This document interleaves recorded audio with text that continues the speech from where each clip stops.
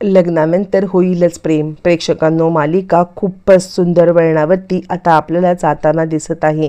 मुळातच या मालिकेमध्ये मात्र आता जबरदस्त टर्निंग पॉईंट आलेला आहे आणि तो टर्निंग पॉईंट एकदम विचित्र टर्निंग पॉईंट आहे. म्हणजे आपण ह्याची कधी विचारसुद्धा केलेला नव्हता असा टर्निंग पॉईंट मालिकेमध्ये आलेला आहे. हो प्रेक्षकांनो, इकडे आता जीवाची अवस्था काहीतरी विचित्रच झाली. म्हणजे जीवाने आपल्या बाळाचं जाणं हे इतकं जीवाला लावून घेतलेलं आहे की जीवाला या सगळ्यामध्ये आता इकडे मानसोपचाराची गरज पडते. पण नियतीने एक वेगळाच अजब गजब खेळ खेळत त्याच वेळेला नंदिनीच्या ओटीमध्ये बाळ टाकत आता मात्र मालिका एका पीकवरती आणले आणि मालिकेने एक आता लीप घेतलेला आहे. नक्की काय घडलंय, कसं घडलंय, सविस्तरपणे पाहूया.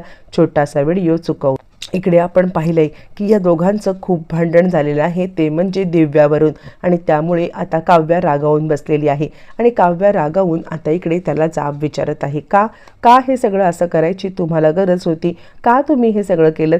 माझ्यासोबत फसवणूक केली? आणि त्यावरती तो सांगतो, अगं नाही, असं काही नाही आहे काव्या, आणि हे तुम्हाला पण माहिती आहे, तुम्हालासुद्धा माहिती आहे की मी असं काही करणार नाही आहे. आणि त्यावरती ती सांगायला लागते, मला तुमच्याशी काही बोलायचंच नाही आहे. मी आधीच तुम्हाला सांगितलं होतं की काहीही झालं तरी मी माझी फसवणूक कधीच सहन करणार नाही आहे. आणि त्यावरती तो सांगायला लागतो, खरंच तुला वाटते का की मी तुझी फसवणूक करतोय म्हणून?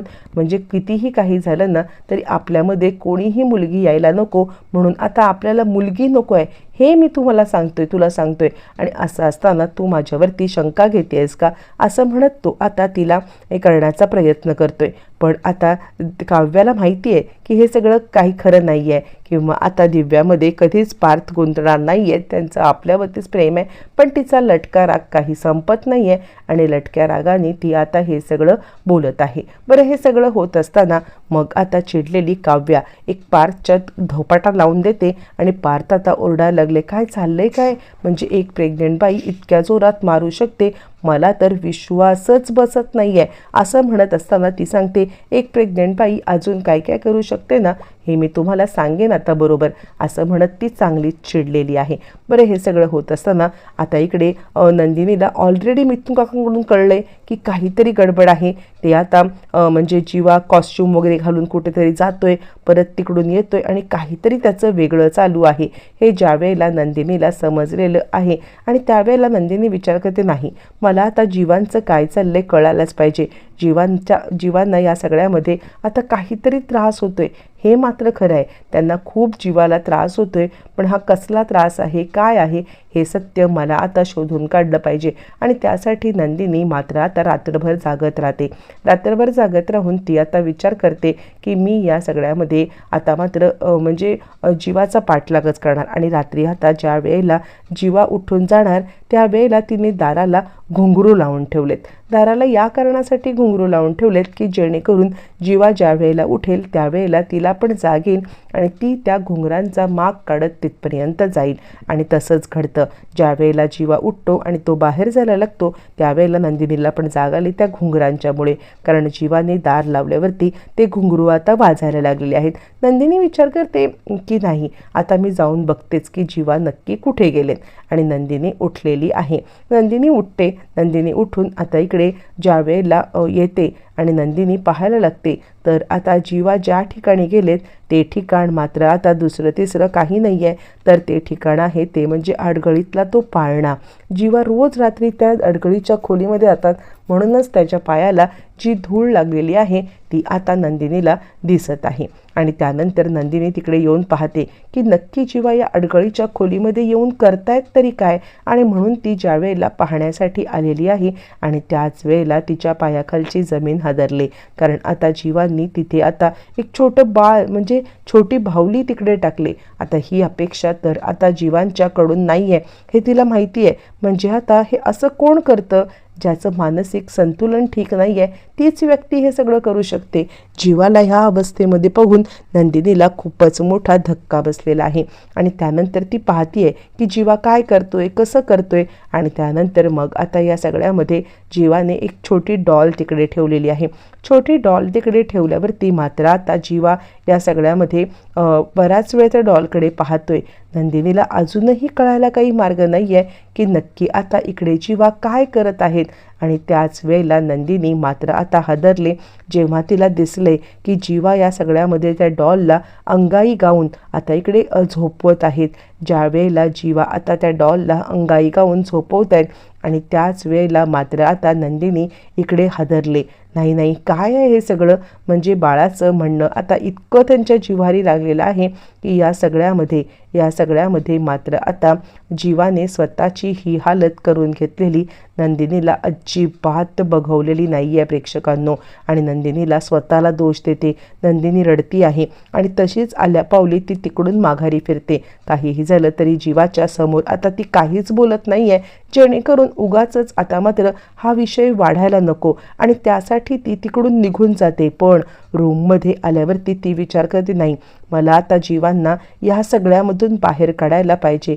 काहीही झालं तरीसुद्धा हे सगळं जे काही चाललंय ना ते आता थांबलंच पाहिजे असं म्हणत मात्र आता ती रूममध्ये आले. मग जीवा पण मग रूममध्ये आल्यावरती इकडे नंदिनी जीवाला बोलायला, जीवा अरे आहोत जे तुमच्या मनामध्ये आहे ना ते आता तुम्ही घडाघडा बोला. जर तुमच्या मनातली गोष्ट मला नाही ना कळली तर कसं काय होणार आहे? तुम्ही काय मनामध्ये आहे ते बोला. आणि जीवा आता काहीच बोलत नाही आहे. त्यावरती नंदिनी सांगते, खरं सांगू का, तर माझ्यामुळे हा सगळा प्रकार घडलेला आहे ना. जीवा म्हणतो, कसला प्रकार? आणि त्यावरती नंदिनी आता सांगायला लागते, हे बघा, आपल्या आयुष्यामध्ये बाळ नाही आहे, हे दुःख आता इतकं मोठं झालं आहे ना की आता हे लपवता मी तुमच्या मनाची अवस्था तर विसरूनच गेले. काव्याच्या बाबतीत आता मी हे सगळं करण्याचा प्रयत्न करते, लपवण्याचा प्रयत्न करते, पण हे करत असताना तुम्हाला किती या सगळ्याचा त्रास होत असेल याचा मी विचारच केलेला नाही आहे. ते काही नाही आहे. आत्ताच्या आत्ता मी घरच्यांना सगळं जाऊन सत्य सांगणार आहे. घरच्यांना आत्ताच्या आत्ता सांगणार आहे की या सगळ्यामध्ये आता इकडे आम्ही आमचं बाळ गमावलेलं आहे. आणि असं म्हटल्यावरती जीवा अचानकपणे बोलायला लागतो, नंदिनी वेळ लागलाय का तुला? काय बोलतेस तू? अगं तुझ्या पोटामध्ये आपलं बाळ आहे. तोपर्यंत नंदिनीने आता पोटाला ते बॅग बांधायला सुरुवात केलेली आहे आणि जीवा आता नंदिनी प्रेग्नंटच आहे असं ठामपणे बोलून चाललेलं आहे.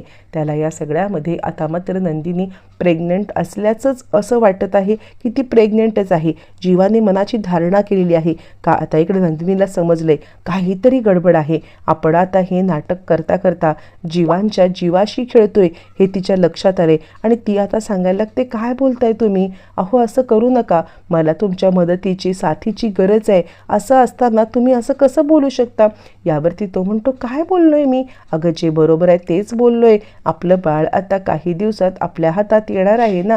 मग असं असताना तू का बरं उगाचच आता इकडे स्वतःला त्रास करून घेतेस आणि स्वतःला त्रास करून तू आता हे म्हणते आहेस की आपलं बाळ नाही आहे. नाही, आपलं बाळ या जगात येणार आहे लवकरात लवकर.